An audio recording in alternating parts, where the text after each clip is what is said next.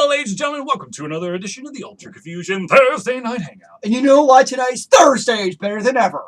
Because we don't have one, not two, but three hosts for this show, my friends. And that, of course, is because I, of course, am your host, Charlie. I'm joined once again by the prolific commenter himself, Zealeus. And, of course, the man behind the awesomeness that is the original Ultra Confusion panelist, Jesse. He's what allowed the current panels to be what they are. If it were not for him, I'm pretty sure Charlie would have gone more crazy than he already is. It would have ended some kind of crazy fit of something. I haven't done anything, Zealeus. Nothing.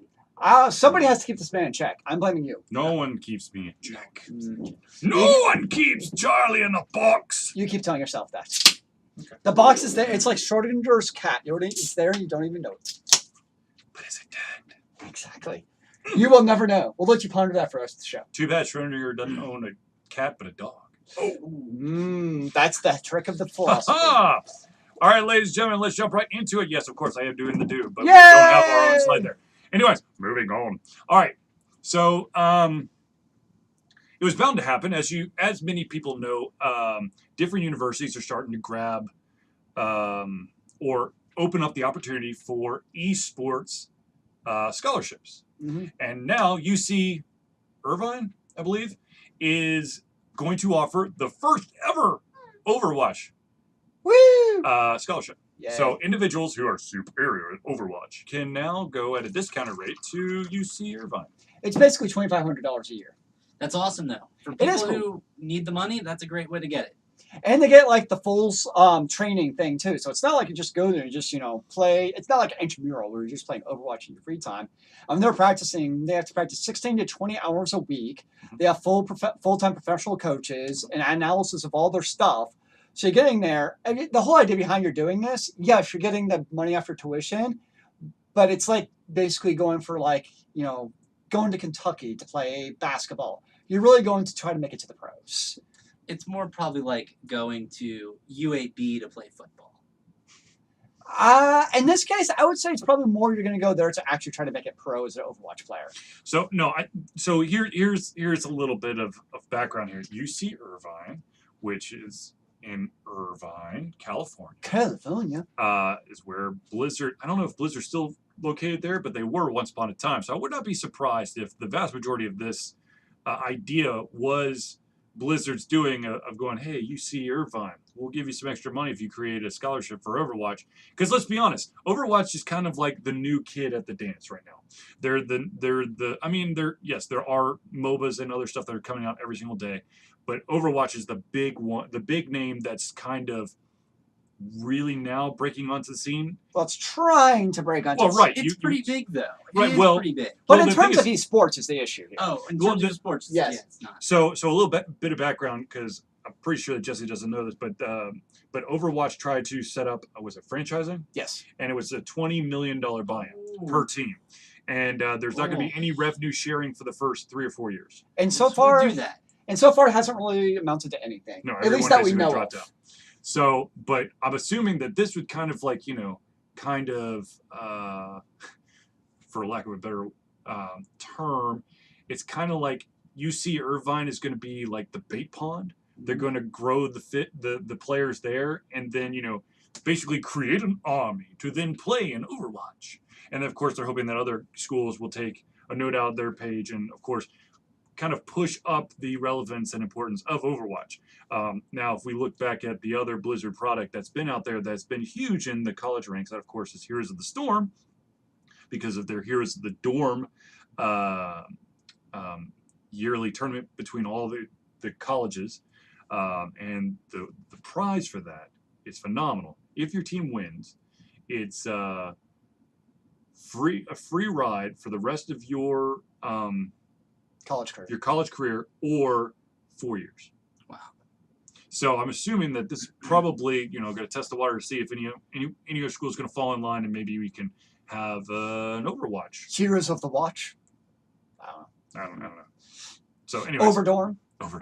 So so this is kind of interesting simply because the power of and the influence of esports continues to grow, and what looks like a really accelerating rate at this point, because you have so many companies trying to make deals for exclusive rights to stream, to host tournaments, to buy up franchises. It's just, Well, they want to be the big name for the esports. For whatever their respective genres, be it the MOBA or FPS, they want to be that go-to game that people know.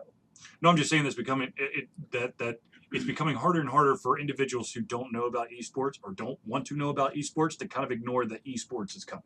I don't know. No, I don't know about that. I don't agree with that. I don't know. Esports is, it's not on ESPN all the time. It's still a very niche It's product. still very niche. Unless you're Correct. if you're playing Overwatch, yes, you know about esports. But if you're not playing Overwatch or any of these online How if you're a PvP 76ers oriented fan? games, what? How about if you're a 76ers fan? They're probably seeing like, what's that? Oh, that's lame. Who are the 76ers? Honestly, they probably think it's lame. Most 76ers fans. bought up 2 franchises, combined them together. So now they have a powerhouse. Golden State Warriors and the Sacramento Kings have dual partnership in one of them. A company called NRG, which I think is from Europe, but there's an NRG stadium here in the U.S. Actually, I think it's at the Sacramento Kings. They've bought an entire franchise. Wow. I keep it going. I have more faith if it wasn't the freaking 76ers. That's my issue. When you're looking at a grassroots kind of, you don't know where to get the perfect example, Smite World Championship. Okay, when you go there, the one distributor that does the jerseys and the T-shirts makes the executive decision of what team gets how many jerseys, and so they always screw the pooch by overshotting some of the more exotic team shirts, where they're going to be going home with like 20 of them, and then completely undershooting the U.S. teams where they only bring 8 and they're sold out on the first day, and there's no such thing as backroom supply.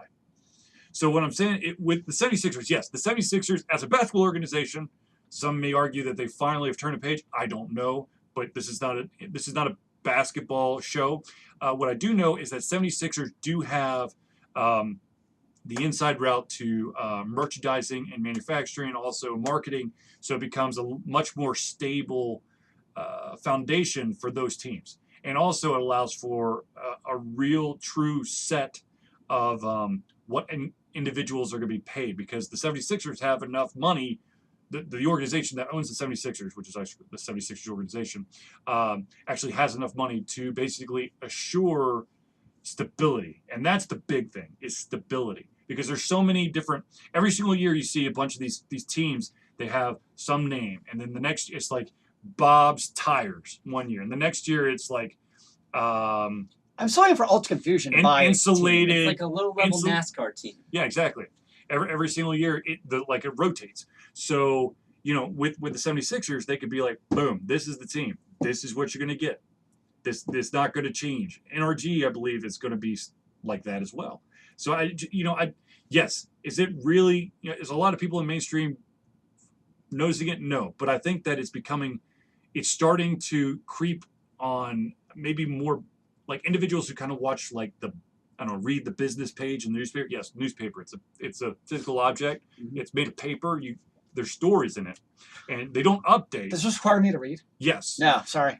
But I think that the more business savvy individuals might have noticed that there are these weird deals going down with these organizations they have no idea about. And my dad, for one, had to look up what the hell is going on. And then, of course, his thing was, well, that's kind of silly. Mm-hmm. Because he's a savvy businessman. No. We're not going into that. Anyway, so it's very interesting that, okay, just to kind of wrap it up, UC-Irvine, Overwatch Scholarship. It's the continued trend of, esports is, I think Jeffsina probably sees more of a niche than Charlie, but regardless is some of the bigger companies out there, they're taking their eye on it, and universities for that matter, and it will continue to grow. It has not hit a plateau or peak or anything. It's still an upward trajectory as far as popularity goes. For now. And who knows where that's going to go. We don't know. It's probably going to level off like lacrosse. People like it, but I wanted to go so bad. I almost got tickets to the finals. All right, anyways, on to the next story. And this one is kind of a sad one. Oh. Mile High Comics. Basically an institution to the San Diego Comic-Con. San Diego Comic-Con. They had been there for 44 years straight. They've had their booth. They were selling their comics. I think year one it was like $75 for a $40. Huh? What's $40? $40 for the first time that they rented the space, and I think it went up to what? It's at $1,600, $1,800, somewhere around there for a 70-foot table. Yep. So these individuals, Mile Comics, has decided that they will finally end their run No! at San Diego Comic-Con. Now, they have stated a couple different things. One, that they were actually willing to pay the price, but the problem is because of the exorbitant, amount of money you have to pay for a booth, there are a lot of dealers and individuals who would be running tables at the Comic-Con who are now doing outside events because it's cheaper and it's more feasible, and you can grab more than just the individuals who have a San Diego Comic-Con badge. Well, I think one of the big problems with that, though, is it's not even that there's outside vendors. It's that San Diego Comic-Con is promoting the fact that there's the outside vendors. And so it's drawing people to those outside vendors. Even if they weren't, there's high-profile individuals. Zachary Levi, his Nerd HQ is not part of San Diego Comic-Con, but everyone knows that shit goes down there that you want to be a part of because he can grab some exclusive people, have a more intimate setting. So, yes, does San Diego Comic-Con know about it? Yeah. Can they do anything about it? No. So why don't they appease the stars and say, oh yeah, by the way, Sean Bean is doing this cool thing over at that restaurant over there, and then they're like, oh, that's so cool, you're so informed. But the problem is, once upon a time, Comic-Con was about the comics and the artists. That's the other thing that's getting hit hard. Yeah. Is the vendors and the artists are not seeing the traffic that they used to simply because of so many different events outside, and also apparently the fire marshals are dicks and are kind of constricting the amount of individuals who are allowed on site with the badge. It's kind of funny because you go to take Dragon Con. That's an extreme example. There's a fire inside this America Mart. Everybody's going to die. I mean, maybe not. There are some people close to the doors. There's not a whole lot of egress. So basically what's happening is the vast majority of those individuals who have those badges aren't actually in the vendor/artist area. They're in the more digital media area. And so Mile High Comics and a bunch of the artists and stuff, they're like, you know what, this is not worth it because we're not seeing a return on investment. I kept saying if your traffic is dropping and the price to rent the booth is going up, the money you make starts to go down because eventually you've got to meet your overhead, and if your overhead is going up and up and up, you're not going to meet it. Well, this was kind of there's the third major issue. This is the nail in the coffin. Basically, because of the size of this booth, they have to get all their stuff freighted in. And apparently, the San Diego Comic-Con staff, who were supposed to help with the freight, apparently dropped the ball big time. And all the volunteers and staff who were waiting around for Mile High Comics to help set everything up, they never got their stuff. And so the next day when everything's open, they're still trying to assemble their booth because San Diego Comic-Con basically didn't give a shit. And it was also their indifference. So whenever they were trying to communicate with the Comic-Con, like, what's with our stuff? They basically got no help or, even like I don't know, we're looking into it. It was just like complete dead silence. And that could be the death of a convention when the convention stops caring about the vendors coming to it. Well, the problem is that because I would say that this would have been more of a heavy hit years back, but because Comic-Cons really are no longer about the comics. Yeah. I don't think yes. Will they lose some of the hardcore fans who've been around forever? Sure. But the newer generation is just interested in, can I meet the actress who plays Supergirl? And can I see the entire CW cast for Heroes of Tomorrow? I want to go now. Damn it. But that's because you're no longer wanting to wait in line to see some high profile comic artist or get to to talk to an individual who helped create an entire franchise or something. It's now let's talk about Firefly. Well, that's where pop culture has gone to. I mean, there was a day and age where there was kind of that high. The golden age of comics. It's kind of making a return now. Some of the what they're doing, but it's not making it in comic form is the problem. Well, there's actually been a really big rebirth in the last 5 to 10 years as far as If popular you read comics go. comics, it's making a resurgence. But for most part, it's making it through television and movies. Yeah. Thus why when people go there, they don't want to stop by the comic booth. They want to find Supergirl. But I also think even if comics are as popular, even if they made the resurgence in popularity, is say take Supergirl for instance. I think it's a good example because you can put a face to that person. You can there is Supergirl up there on the stage. Whereas you have let's just take the run of Supergirl in the comics. You have a recurring lineup of artists and the writer. And you don't have that face association. You don't have that Stan Lee of the comics. Everybody knows who Stan Lee is, but who's the other really big one who did the Dark Knight? Miller? No, it's Not Miller. It's no, it's Frank. It's Frank Miller. Frank Miller. Frank Miller and something more. So you have a few really big names. Alan Moore and Frank. So Miller. those are two really big heavy hitters, but you have very few, relative speaking. What about Jack Kirby? So there are a few heavy hitters when it comes to What about Larry Elmore? Yes. Can I continue now? Sure, I can't think of any more off the top of my head. Keep going. But you don't even know. Do people even know what Alan Moore looks like? Do they know what? Like a really creepy dude. Yeah, who wants to go see a creepy dude? But where everyone wants to see the hot Supergirl, or oh my gosh, Arrow, he's such a hunk. I want to go see him. Americans are also too lazy to read. It's much easier to sit on my couch and watch 4 straight episodes of the Arrow. No, let's be honest. To open the comic book. The vast majority of individuals now, if they didn't grow up on comic books, when they see Arrow, Supergirls, Heroes of Tomorrow, Batman, Superman, X-Men, Avengers, just continue on. There are a lot of people out there who have no idea that those are based off of comic books, or let alone, what the hell is a comic book? I mean, I, of course, grew up with comic books. I was a huge Spider-Man fan. That's why I say Jack Kirby.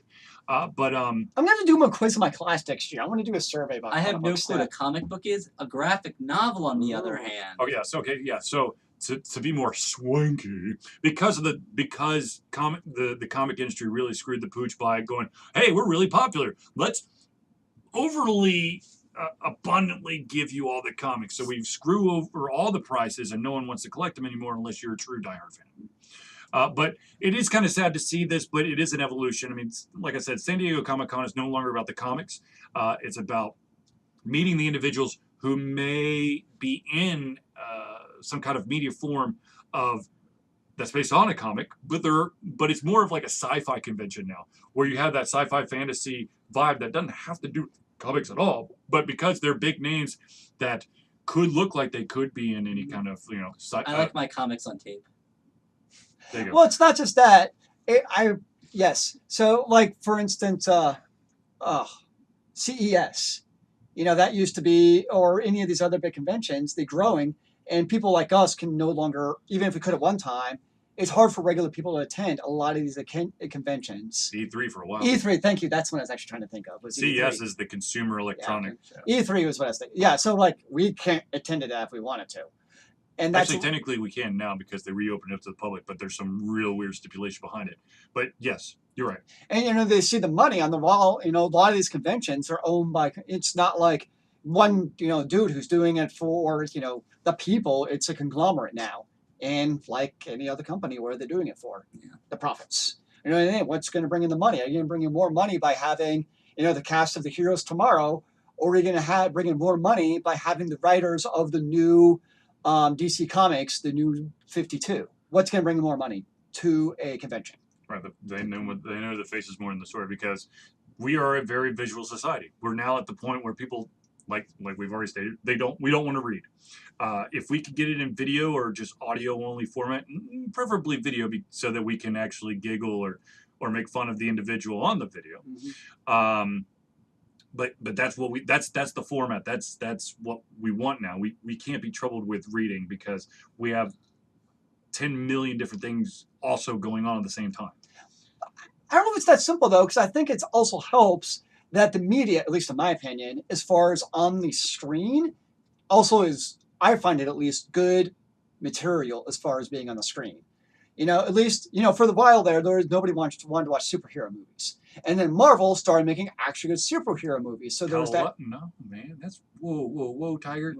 So what about the Superman movies?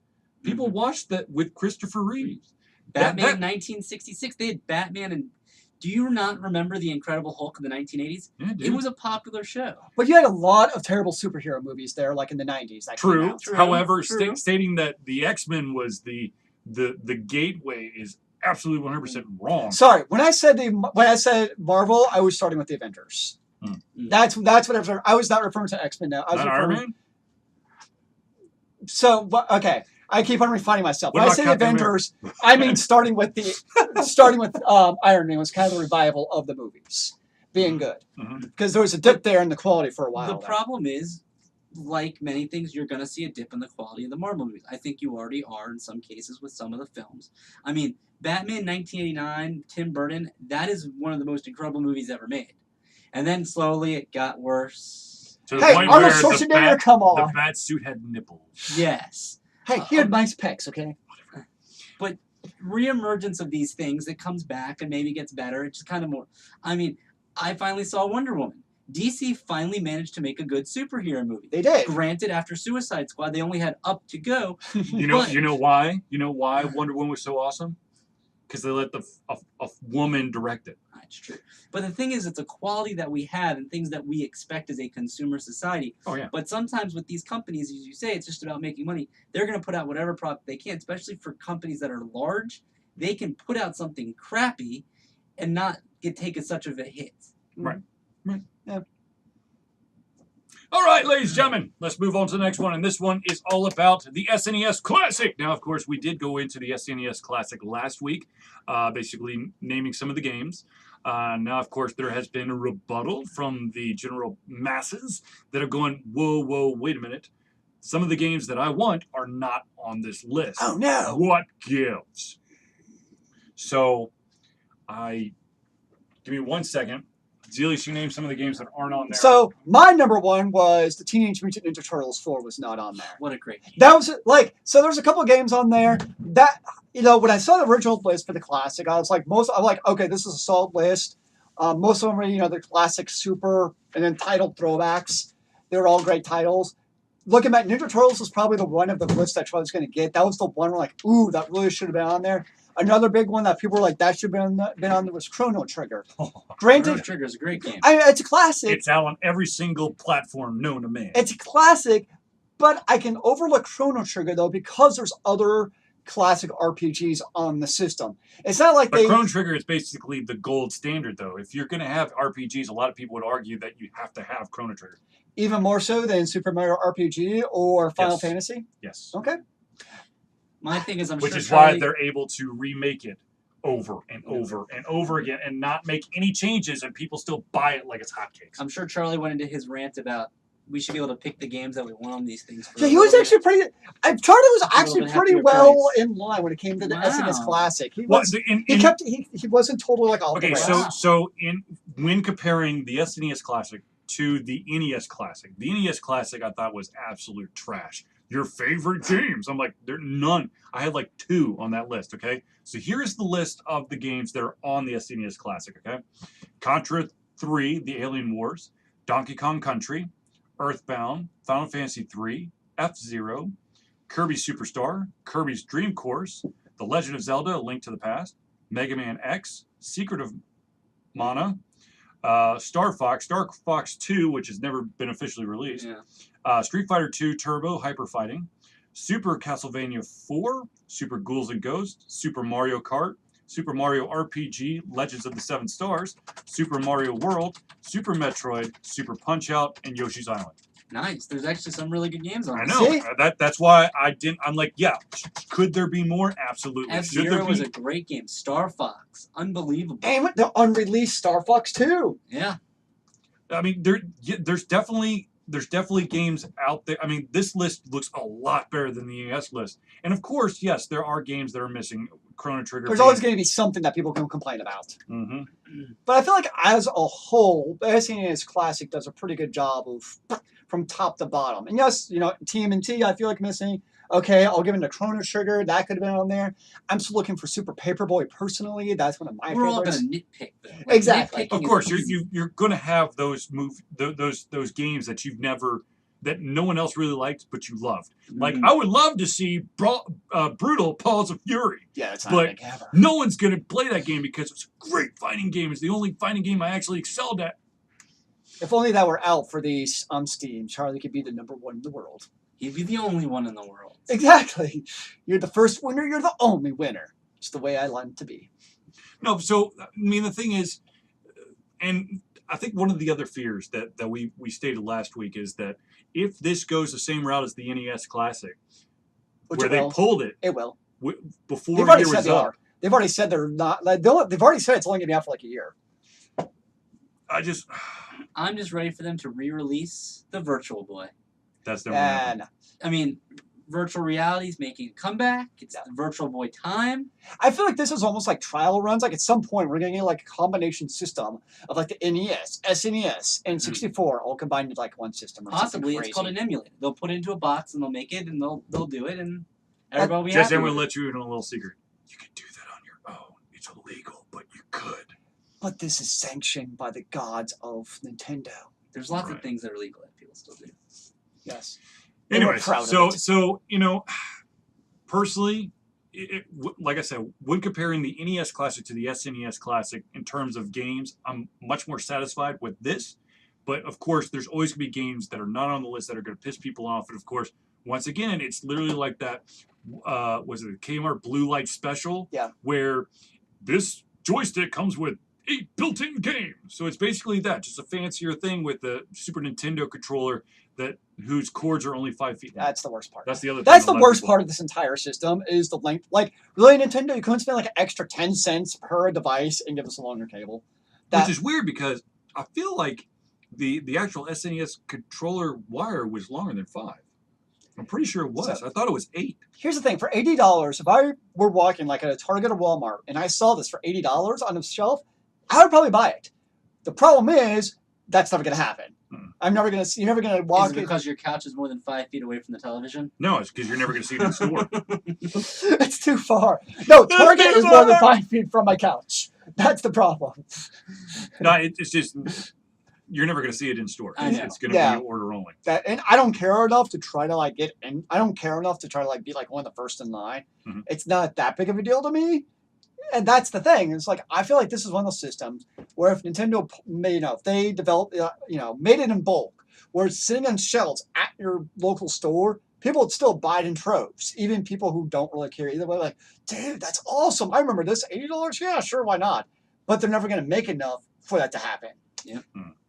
Which I still again boggles everybody's mind.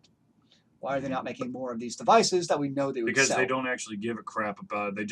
They know that the fans want it, so they're like, here, have it.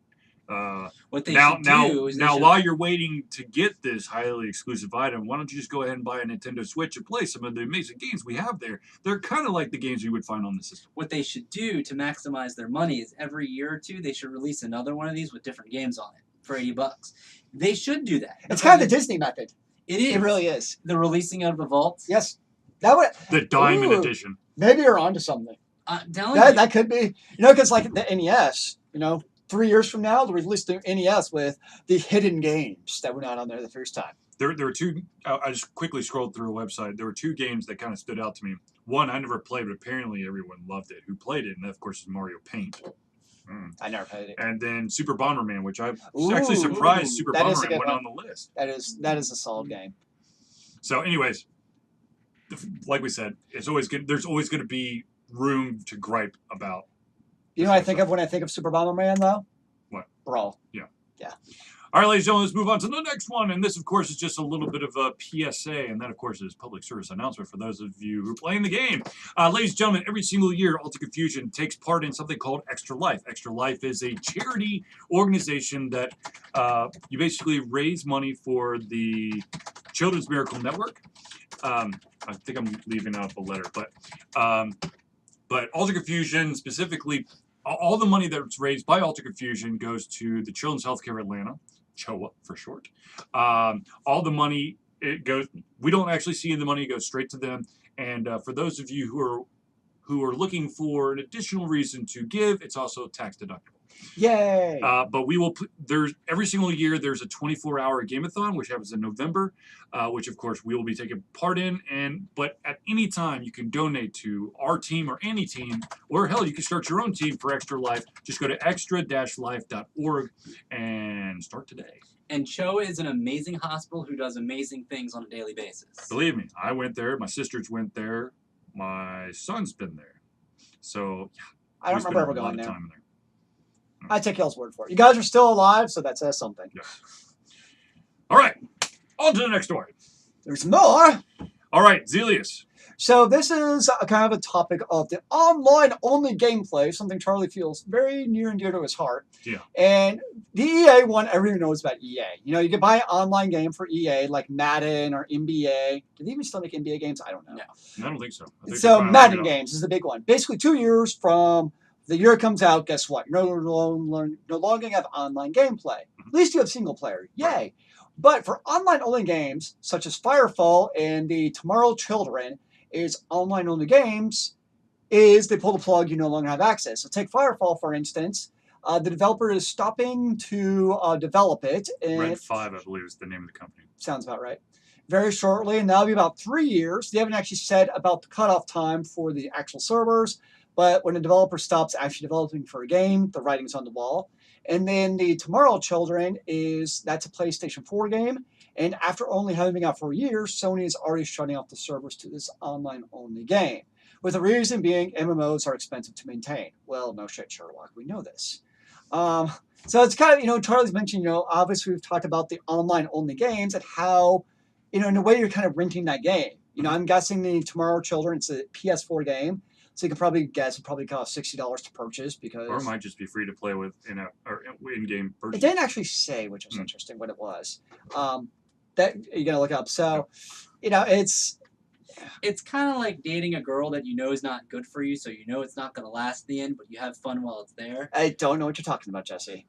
We've never ever done that. So the problem is, and this is this always comes near the end of the life cycle of an online game, is if you put real world money into the system, should you not be getting some kind of like compensation because now you're taking it.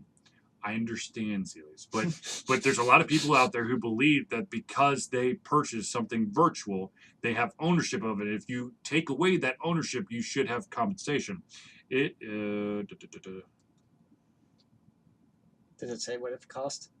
I'm still looking. Yeah, it's weird that it doesn't say either way. I mean, it is like renting. I mean, but as long as EA makes it clear that this might go away in 2 to 3 years, you're at fault. But they never actually say it.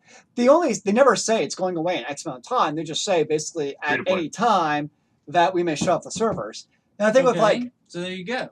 I mean, they all say that, but like the Tomorrow Children, microtransactions are still available basically until a month before the game ends.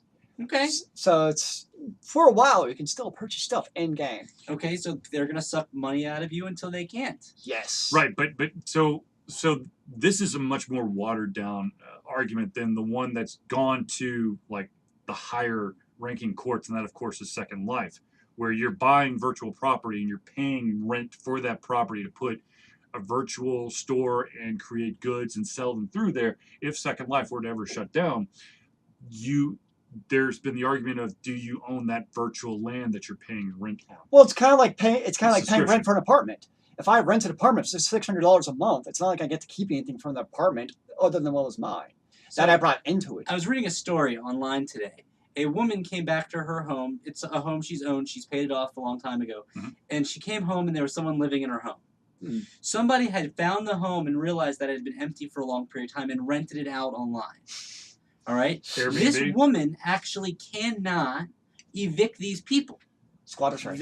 They have squatters' rights. Yep. Right? That they have paid for something even though the person they paid had no right to give it away. Mm-hmm. They now have squatters' rights, and she has to now go through legal. This is a very similar thing that people... It's almost like they have squatters' rights within the thing. Mm-hmm. They paid for something that they don't legally have any claim over, but they still want to keep it. You're squatting a game. And it's squatting code. It's not even there. It's... Well, no, I mean, you can go... the thing is, this argument can definitely extend past video games. It's just video games is more of that interactive component. But let's say that you had some kind of like some movie service where you bought movies that would digitally stream to your system, and now that service disappears. But you have an entire library of movies that you no longer have access to. Should I get compensation for that? That's why DRM sucks. I mean, that's the exact premise of why people hate digital rights management on their games and music and videos, is because it has to authenticate to a server to play. But if they let you know ahead of time that anytime you could lose this, that it's not technically yours, they're not at fault. But the thing is, from day one, there are a lot of organizations that won't tell you that perchance, once upon a time, long time down the road, we might take this away from you. The thought or the hope is that by the time we finally pull the plug, you will have forgotten that you actually had this. But it also comes down to a larger legal question that has never actually been fully answered, is how legally binding is a EULA? Mm-hmm. And that's never actually, like, someday it's going to get to the Supreme Court. It's never been fully answered. And user license agreement. Yes. It's because basically it's a boilerplate agreement that's 50 to 100 plus pages of legalese. And is that, how truly legally binding is that? Is a question that the courts are still wrestling with. Well, I mean, I don't know if it's ever going to get the Supreme Court because it's not a constitutional question. True. It's not, unless you can prove somewhere in there that it's a constitutional question. It's not going to the Supreme Court. But the fact of the matter is, if in that really long-ass thing you agreed to at the beginning, it says somewhere that we can pull the plug at any time, and you're SOL, then... So, but there's because of the technology and all this stuff, there's been an extra layer of, I guess, disappointment and fear being put into that. And it's, of course, the online always games. And there's a good chunk of them that are single player games that once that authentication server turns off, you can't play your single player game. Well, of course, the big question is like right now it's Diablo 3. Mm-hmm. I mean, it'll still be around for quite some time. It's not going, I mean, hell, you can still play Diablo 2 online. But with Diablo 3 being an online-only game, what's going to happen 20 years from now when Blizzard decides to shut down the servers? The latest SimCity. So, yeah, good to make SimCity? SimCity 4. Yeah, it's online only. And it was it's online then they changed always. It. Yeah, they did change that. Because they screwed the pooch in so many different ways with that damn game. But all those 1-star Amazon ratings meant it's really a great game. Right. No, it's very interesting that as we get more advanced and we go more of the digital distribution format, there's this new component that we have to think about, and some people just don't, because like, oh, look at the ease of being able to get this book or to get these songs and videos. But if that service goes away, you lose access to everything. And so, but the thing is, once again, it's hopefully the service is around long enough that you forgot half the shit that you actually had through that service. So when it closes down, you're like, oh, darn it, I just bought this movie. Oh, well, and not remember the 200 other movies that you had previously bought in the past, 8 years. Well, it's like, for me, the only digital products I buy anymore are video games. When it comes to music and TV shows or movies, I don't buy anything digital anymore. It's purely about Pandora, Netflix, and whatever streaming service. So for me, I don't even buy those streaming services because for me, it's so much easier just to throw in a Pandora or a Spotify to listen to music than it is to figure out, go through my iTunes playlist. Mm-hmm. What album do I feel like listening today? Or same thing, go through my movie list. I can just go on Netflix and find something very easily. Yeah. So I don't even buy anything anymore other than video games on the digital perspective. Mm-hmm. And the only thing I buy digital is music. Nice. I haven't bought an album in forever. Oh, there's a couple good ones coming out. The new Lord album just came out. It's really good. Can I just put on a Pandora station? Probably. And get it every 10th song? Yeah. That'd be. I can. Well, you can now fast forward infinitely on Pandora, so you can just fast forward until you get to back to your artist. All right, moving on to the next topic, and this one is one that I'm sure that Jesse would be very interested in, and that, of course, is the VR wedding. Ladies and gentlemen, you can now officially attend a virtual wedding ceremony with your digital significant other. You're not attending, you're actually getting married. Come on, Charlie. So is somewhere in the world two real people that are getting married virtually? No. Or do you in a real world marrying somebody who's fake. It's you're marrying an anime character. Or one of those date love games. Sorry, Zealeus. You know, it's kind of like I said, MMOs now. It's been a thing for a while now, where you can marry another avatar, a person in an MMO. It's just like that. It's just different people have different flavors of fun, and it's kind of a way. It's almost like an extension of cosplaying at a convention, where you get. But you have to be careful because there have been marriages, spousal assaults, and even murder over an individual having a marriage or intimate online-only relationship while they're married to someone else. And when that someone else finds out, they could go apeshit. So you're saying it's real life. There was a story out of South Korea many years ago where a husband and wife neglected their child who starved to death. Because they were trying to raise a virtual baby. Because they were trying to raise a virtual baby. They literally starved a real baby to death while trying to raise a virtual baby. I think their priorities may be in the wrong place. You can ruin a real marriage by having a virtual one. Oh, I can totally believe it. I mean, people get wrapped up into it. I mean, I've looked at how much time I spent on playing, especially MMOs in the past, and I could see, like, if I was in a relationship or if I had kids, the amount of time I devoted to that game would have destroyed any relationship I had. Well, let's just look at it. Our life is an RPG. So if you just put a little bit of a digital component to it, where you're trying to level up yourself in real life and you're utilizing a virtual platform as a stepping stone, maybe you do get a little too attached to your anime-looking hottie with a body, and you end up deciding to marry her for the time being. Yes. That should be weird, though. I'm totally okay with this. Can I virtually go to Vegas to do it? Probably. You can now do it at Taco Bell in Vegas. I don't see why not. You could probably gamble on, how long is this marriage going to last? You get like a little betting board.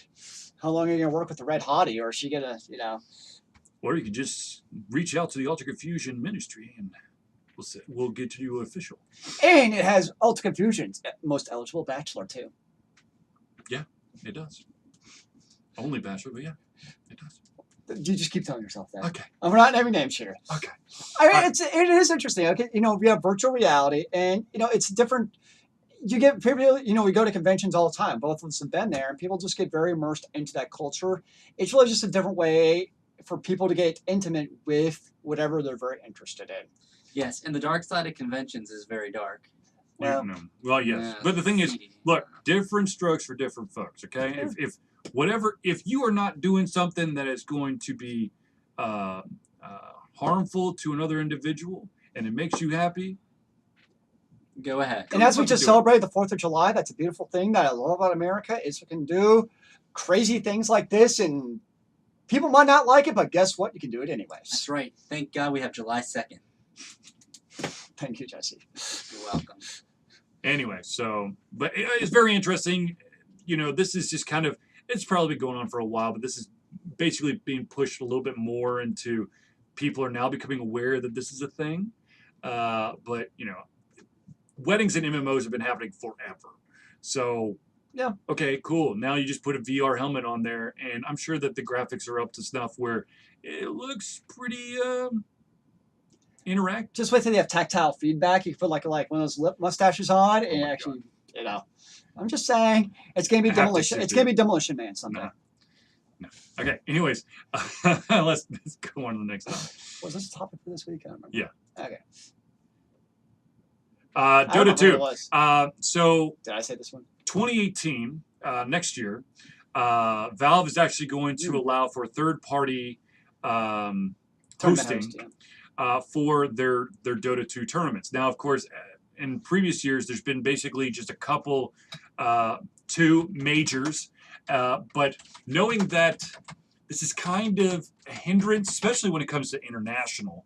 Valve has basically opened it up to allow for third-party vendors to jump in and sponsor and host these tournaments to allow for better coverage and also a little bit more,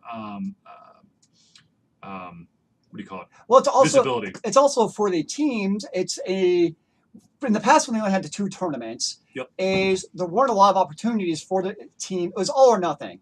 So I'm going to give an analogy of our robotics teams.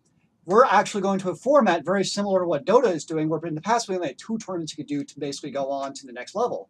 And the problem is you found other states where they do the format kind of like Dota's doing now, where you have like a lot of smaller tournaments to get points to then go up, is those teams did a lot better because you have a lot more opportunity to compete in that tournament and competition-like environment. Whereas you only have the 2 tournaments like they used to do, if you didn't do well, where you're SOL. Whereas now when you have a lot more tournaments to potentially partake in, now you really see who over a greater length of time in more tournaments is actually the better team, instead of maybe they just have that one tournament where the really hot stuff for that one tournament and that got them on, versus now just one hot tournament, you actually have to do better over a course of a season. Real quick, being hot stuff for a tournament and kind of fizzling, that's a story that we haven't written. We don't actually have a slide for, but I'll talk about in a second. The other thing that's really awesome about having the third party hosting is that one of the biggest issues across all MOBAs is international teams being able to get to said locations. There's always going to be issues with visas. Smite World Championship has yet to have every single team have their full roster come to Atlanta to play because of visa issues. That's why you have alternates. But if you allow for third parties to host these tournaments, which will allow them to have them in more diverse areas, it would allow for more teams to actually get their full roster so you could actually see what they're capable of. Yes, make a longer season so they're not just a fluke, they're not just a blip on the radar, they're actually a solid team because they can actually make all these tournaments to show how awesome they are. Then it just, once again, it builds so you can see who really the best is. Real quick, there's a team, I believe it's called Virtuo Pro. I'm not on them. They have been around forever. It's not Dota 2. It's I want to say it's Call of Duty. I could be wrong though. It's another huge eSports. They've been around forever, and they basically have just hit a humongous slump, and it looks like they're going to be disbanding. Which this is the longest running eSports team in eSports history. So them disbanding is a little disheartening for some of those hardcore fans. It'd be like, it's like your favorite. Look at the Chicago Blackhawks disbanded as a hockey team. No, it'd be like. I'm saying not like one of the original hockey teams. It'd be like. Oh, sorry, Jesse. It'd be like. The Atlanta Thrashers leaving again. The Atlanta Flames. They can't leave again. It'd be like the Atlanta Flames saying, "Nah, I'm good," and going up to Calgary, and keeping some of the team, replacing some of the players, and then calling it their own. That never happened. Alternate history.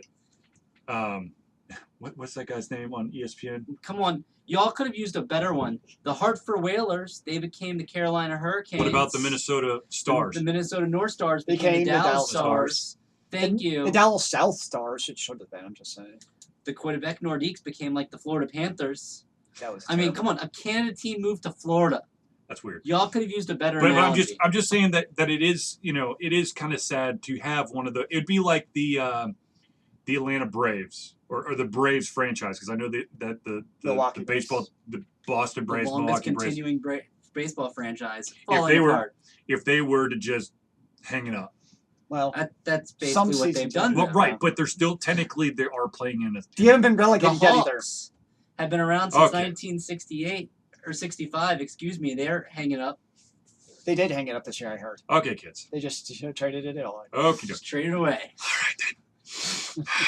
But anyways, it is cool that that Valve has opened up the doors to allow for outside companies, organizations to host these tournaments, to allow for a larger sampling size of exactly who is the best internationally. And Valve, it's not like Valve is just like, here, do this on your own. We don't have to spend money now. This is great. No. They're also matching whatever these companies are putting up for the tournament funds. So Valve is still fully supporting these tournaments as far as the monetary payouts go, to making sure these teams get their fill. It's just really to give everyone more of an equal opportunity to see who really is the best team to go on to the world. They're not trying to pull a Blizzard, which is if you try to do an unsanctioned tournament, Blizzard will sue the shit out of you.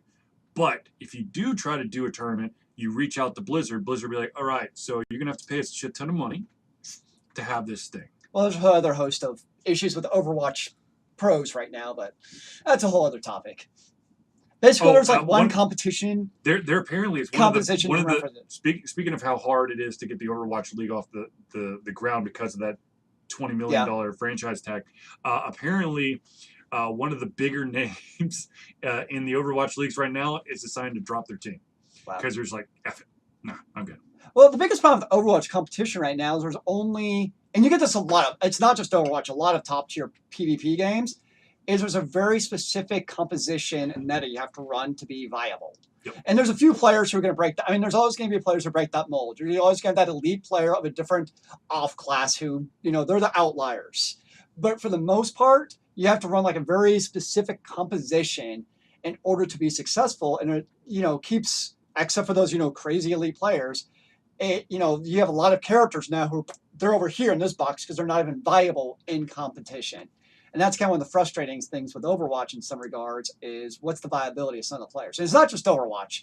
I know all PvP games have this issue. There's always going to be characters who are more powerful than others. Which is why League of Legends and Smite and some of the other games have just such a humongous roster of gods that there are specific types of gods that are or characters that are going to be, you can't play them, but there are just so many other ones that you're just like, but this one is kind of doable. Yeah. I mean, we could probably do this one. I mean, it's impossible to get the balance right in a PvP game. You just can't. I mean, if you could, that's why Smite does, I think, tweaks every High Res does Smite tweaks every 2 weeks, I think.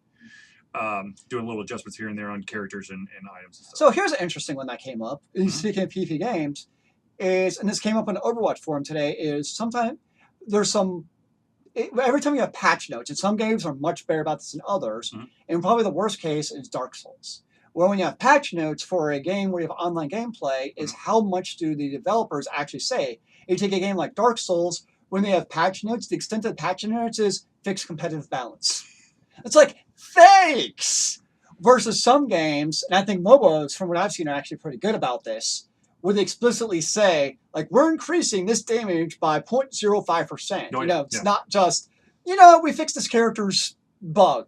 Well, what bug are like? Seems like MOBAs are pretty good typically about being. It'd be like the history book going, and the U.S. won the war. Yeah, that's what they do now. But then you got some. What do they do? But then you got some online games where it's very vague, and you're like, or they just leave things out. Totally. And you're like, oh, they fixed this, but they didn't tell us. That's awesome. We fixed some of the bugs that were pointed out by the users. Yeah.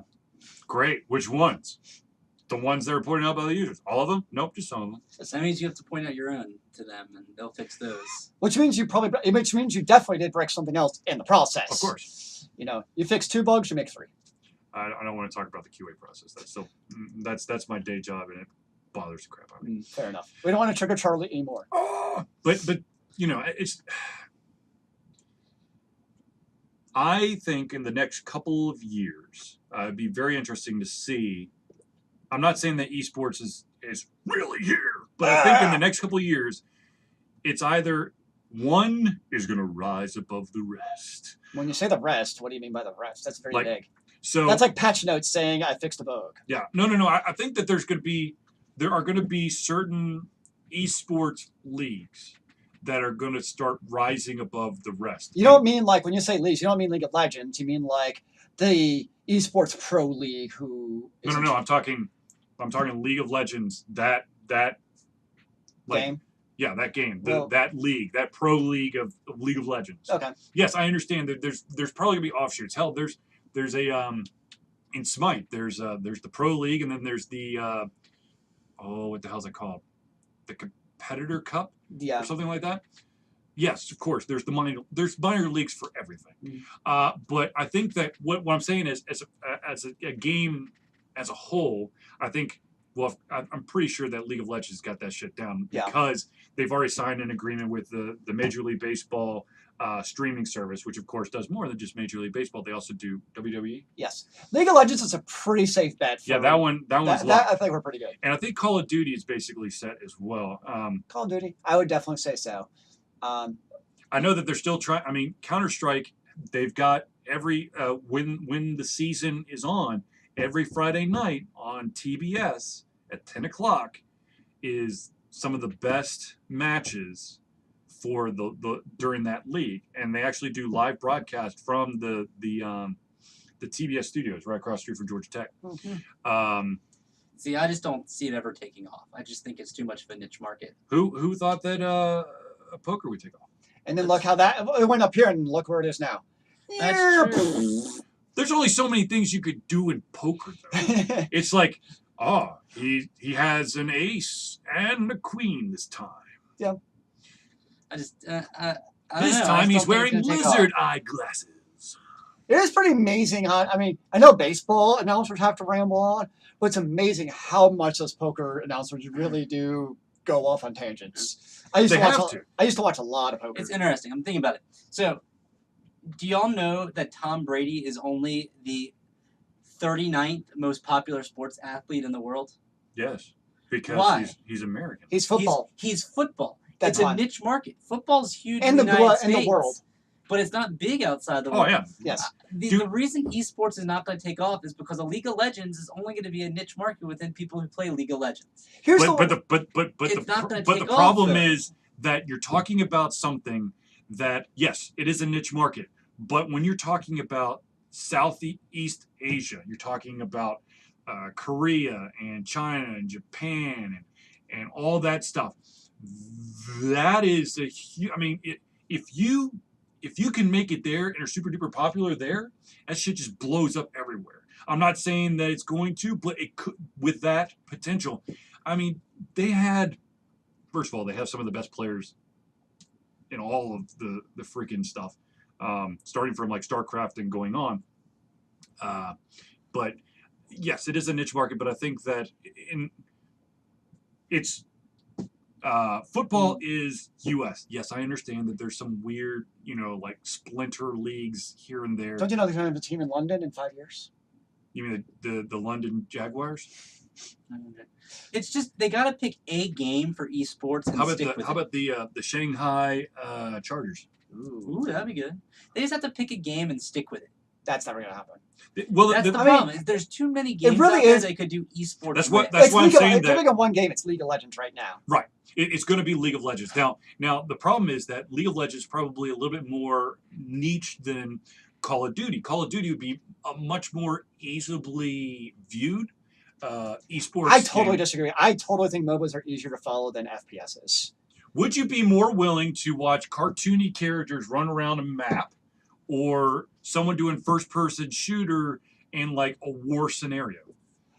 To the average Joe. Here's the average Joe, I think it's easier to follow a MOBA. We have the head, I know it's a little bit isometric view of a map where you can see there's a very central goal. Whereas FPS, you've got flick here, flick there. I mean, it almost be to like, especially older generation, FPSs are disorienting because it's so freaking fast with these people and then crazy twitch speed that how much they twitch and go, zooming in and out. I think people, especially if they never played FPSs, would have a very hard time following what's going on. And also, they've got to bring out those star players who are good and have moves that people understand. It's like the triangle defense. No one really cared about basketball. Triangle offense. Whatever. I don't follow football. But basketball. That's why I said hockey. But here's the other thing. It's the flying V, guys. It's a flying V. But they need something like that. They're like, okay, the triangle offense went with this person. We know who that is, and they were great because of it. But here, I think the big difference between esports and other sports is when you watch esports, okay, let's just take Call of Duty. Mm-hmm. I know you might have like a little thing here, but you're following a pixelated screen. You're not following the person's face. You're following what's going on the screen. Whereas, let's take basketball. I mean, LeBron James, he's iconic. People see his face, they know who he is. Ronaldo. It's unfortunate the other 9 players on the court, no one has a fucking clue. You see Ronaldo, people know who Ronaldo is. You see Messi, people know who Messi is. That's something everybody can follow on these sports. 2 guys who are great at tax evasion? Hey, they're very good with money moving. Money moving. They're good at moving things. But see, the thing is that the problem is they've got to create those players. It's going to stay a niche market until people say, I want to follow this player. Yeah, you have to be able to associate with the personality. I'm right there with the personality. Yeah, you have. And that's the thing is Tom Brady is only that most powerful because people don't associate with football outside the United Here's States. why the football too is they wear helmets. I mean, I'm serious. I think in terms of following him being a 39th, I think for football, because they wear helmets, I mean, we know what Tom Brady looks like. But how many football players do you actually know what they look And in like? Charlie's points of Southeast Asia, there were two cricket players that were ranked higher in the world as popular sports athletes than Tom Brady. Cricket. Yes. Well, because outside of the States, Outside of it's the a States. huge India. game. It is the game. sport in India. Yes. So Right. You need to have. Yeah, Ronaldo got in trouble I'm recently. going to need to like bleach my brain out for saying this, but you need to have a LeVar Ball-like individual in esports to really make it pop. Here's You need that polarizing figure. Here's the problem, though, is I don't think that works as well as esports, and here's why. Is I'm going to give the classic case. When it comes to sports, I think he might not be to his team, but on the outside, he's toxic. And the closest thing I can think to him, and Greg Hardy. Nope, is Barracuda. And look how Barracuda has ended up with his sports. Is he's flamed out from team after team after team. Barracuda? Barracuda. Or am I thinking of MLC Stealth? MLC Stealth. That's sorry. That's what I'm thinking. Barracuda's. Sorry. I got my players back. I'm thinking MLC where he's flamed out from team. I mean, he's a phenomenal player, but he's kind of flamed out on his teams from that toxicity. And I think that's the problem is there's no consistency. people tilt in esports way too easily. and you need your villains. Are you gotta kidding me? have There's your some villains. that's across the board. There's certain individuals in every single sport that if you touch them the wrong way, they'll go up. There's a baseball player that if you touch his head, he will go like postal and beat the shit out of Are you. you talking about Blue Jays player? He's been on a couple different teams. I don't remember his name, but the guy is. There's that Blue like Jays player Wacko who Lou. tilts really easily. There's lots of whack. Oh well, Batista. That's what I'm thinking of. No, Yes. that's that. No, He Jose tilts. Batista. Yeah, he does. And there's a couple, but any sport, the problem is that But also, I think magnifies a little because let's say esports. Okay, you have a 5-player LoL team. Let's just say League of Legends. 6. 5, 6. No, it's 5. Well, right. It's 5. It's 5 active, 1 alternate, and a coach. So you 7. have, let's say you have a match, and somebody tilts in a League of Legends player. You can't sub that player out in the middle of a match. I mean, if they tilt out and they're your solo mid laner and they tilt out, you've probably lost the entire match. Versus, Which I don't know. J.R. Smith does something stupid in the middle of a Cavs game. Okay, you sub him out for 5 minutes, let him sit down, collect his head, take time out. Whereas MOBA, it's so intense right there, you might not even have a chance to collect your thoughts and kind of like, okay, I need to chill the F out. Whereas you could be over before you know it in MOBA. Yeah. I'm actually very. I'm supposed to set up an interview with someone over I saw that, yeah. High Res to talk esports. I'd be very interested to see, could you potentially do an alternate sub during the match? Because you have them there. Yeah. They are technically part of the team. If like, let's say, either someone's not mentally there, maybe they get sick during the match. I mean, what grounds would you be able to maybe swap out a player? That's a really good question. Would it be like soccer where once you're swapped out, you can't come back in? Yeah. I don't know. That's a great question.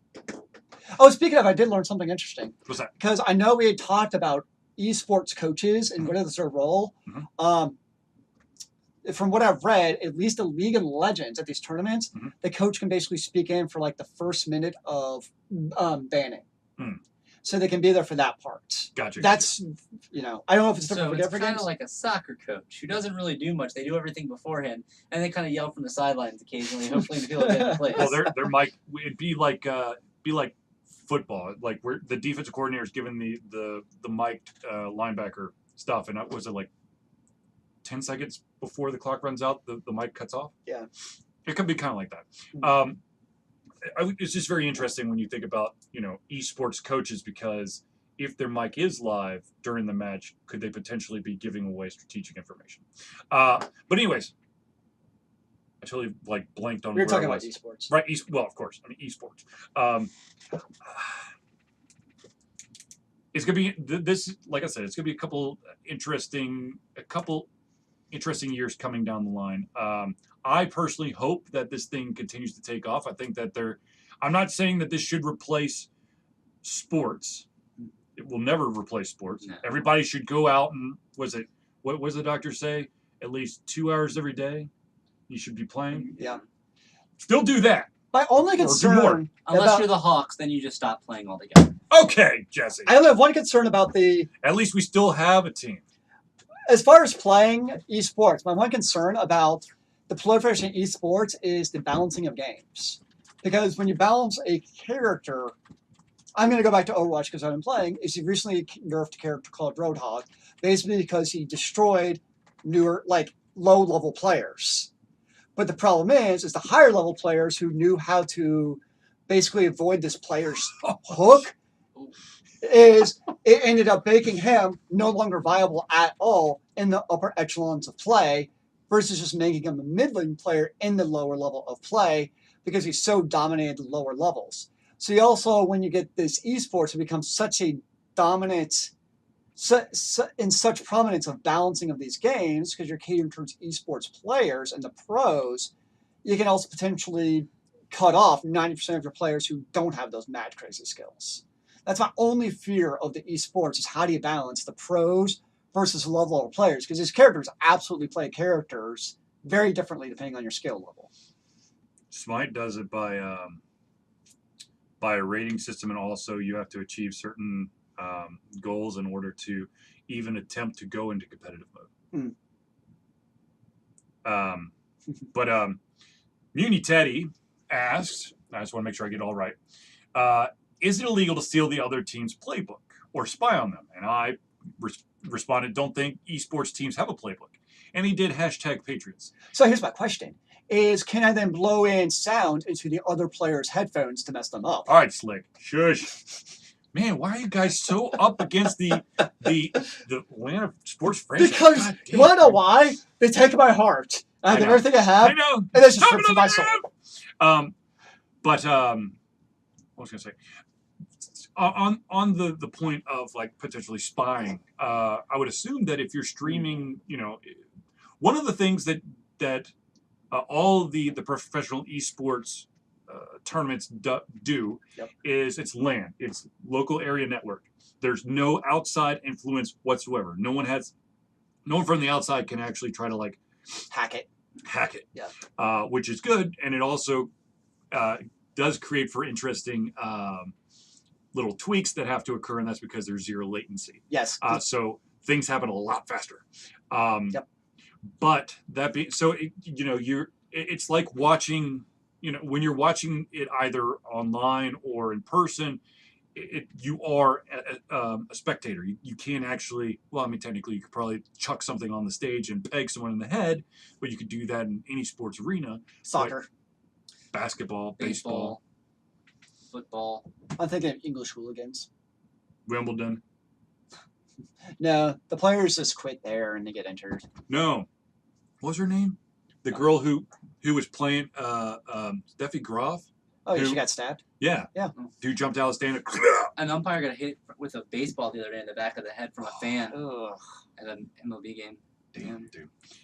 But yeah, so, I mean, we'll see. I mean, esports it's still the new fad. It is. They're still figuring it out, and like the whole franchising of figuring out like what's the right monetary amount, how do we want to do this, what are the rules and regulations. I know we talked in the past a little bit about the drug policy and how is that going to play out. That's going to be an actually interesting one because there are already individuals who are trying to call out Adderall. I mean, you think of the stereotypical teenager gamer, and they're legitimately prescribed. Need Adderall because they're a little bit crazy in the head.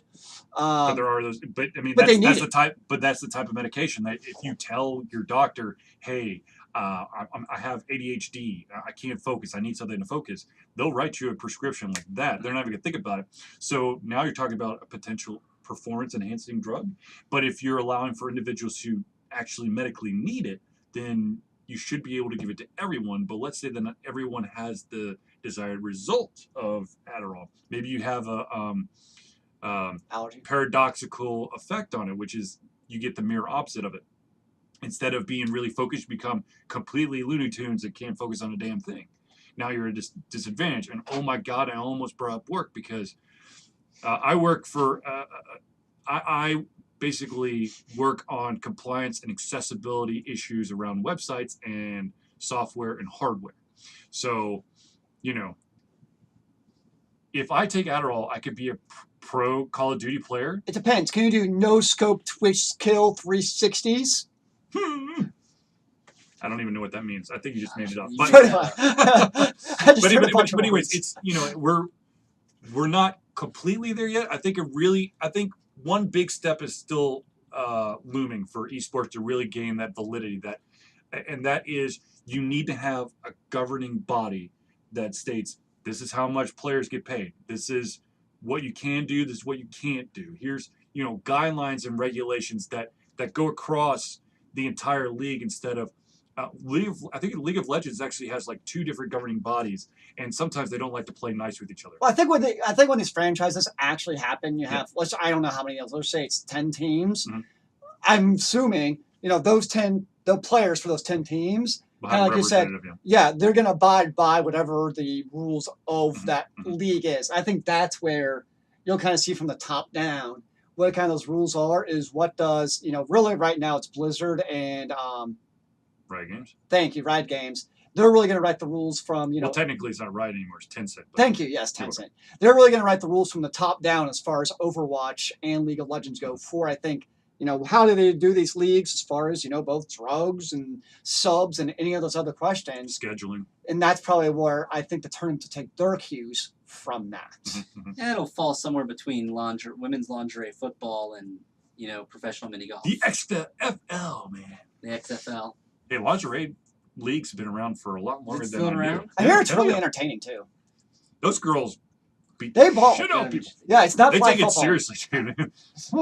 Okay, let me do this little rant. Unfortunately, we were almost out of time, so let me just do this real quick. Ladies and gentlemen, there's this amazing thing called Patreon. Patreon is basically a monthly subscription service or donation service, however you want to look at it. And what it does is, if you like what Ultra Confusion does, you can donate any amount of money, and every single month it gets deducted and then added to the Ultra Confusion coffer, which will allow us to upgrade our equipment, maintain our equipment, and potentially, no, it does not go towards Mountain Dew. That comes out of my own pocket. I will never.